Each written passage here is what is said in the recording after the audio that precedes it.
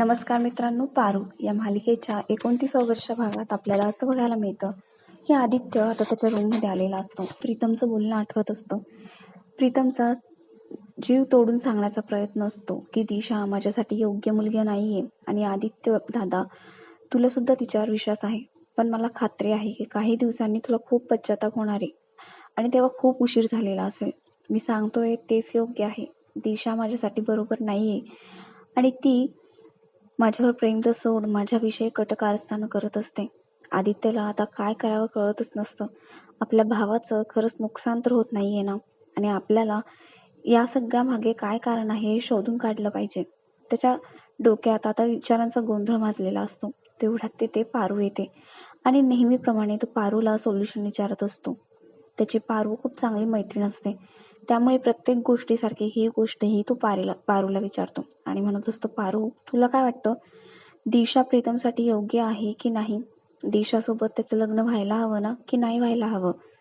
आणि तो जसं म्हणतोय तसं प्रिया मॅडमच त्याच्यासाठी योग्य होती का, आणि दिशा त्याच्यासाठी अयोग्य आहे का? तुला काय वाटतं, बोल ना पारू. पारू आता शांत बसलेली असते. आदित्यला काय उत्तर द्यावं हे तिला कळत नसतं, कारण दिशाविषयी तिच्याकडे काहीच पुरावे नसतात. त्यामुळे ती विनाकारण दिशाचं नाव नाही घेऊ शकत असते आणि त्यामुळे ती शांत बसलेली असते. आता घरी दिशाच्या सगळ्या मैत्रिणी आलेल्या असतात आणि दिशा आता सगळ्यांसमोर प्रीतमचा अपमान करत असते. तिथे फक्त पारू असते आणि दिशा प्रीतमला काय नको ते बोलत असते, त्याला घालून पाडून बोलत असते आणि त्याला म्हणत असते की तुझी ना थोड्या वेळाने बघ मी कशी हालत करते. रस्त्यावरचा कुत्रा असतो ना, त्याच्यापेक्षा पण खालची तुझी हालत करणार आहे मी. आणि त्याला खूप काय काय बोलत असते. ती तिच्या मैत्रिणींसमोर त्याचा अपमान करत असते. पारूही तिथेच असते, पण ती काहीच बोलू शकत नसते. आता दिशा तिच्या मैत्रिणींच्या सगळ्यांच्या पर्स घेते आणि प्रीतमच्या गळ्यामध्ये टाकते आणि म्हणते, बघच तू आता मी काय करते ते. थोड्या वेळाने ना तुला घराबाहेर घेऊन जाते आणि कुत्र्याच्या गळ्यात कसा बेल्ट टाकून त्याला फिरवतात ना, तशी तुझी हालत करते. आता बिचारा प्रीतम तिथेच उभा असतो आणि त्याचा एवढा मोठा अपमान दिशा करत असते.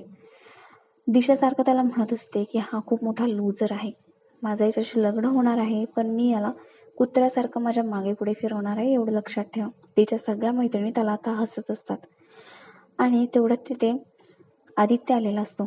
आदित्य सगळं काही दिशाचं हे वागणं बघत असतो आणि दिशाचा खरा चेहरा त्याच्या समोर आलेला असतो. प्रीतम त्याला जे सांगत होता तेच बरोबर होतं, तो खरं बोलत होता हे आता आदित्यला पटलेलं असतं. आदित्यच्या डोळ्यात पाणी आलेलं असतं. आपल्या भावाची अशी अवस्था बघून त्याला खरंच खूप वाईट वाटत असतं. आता आदित्य दिशाचं हे खरं रूप अहिल्यासमोर कसं आणेल आणि प्रीतमला दिशाच्या तावडीतून कसं सोडवेल हे बघण्यासारखं असणार आहे. आणि पुन्हा एकदा प्रीतम आणि प्रिया कसे जवळ येतील, त्यांचं कसं लग्न होईल हे सुद्धा इंटरेस्टिंग असणार आहे. अशाच अपडेट्ससाठी आमच्याशी कनेक्टेड राहा आणि आमच्या चॅनलला नक्की सबस्क्राईब करा. आणि हा व्हिडिओ पाहिल्याबद्दल मनापासून आभार.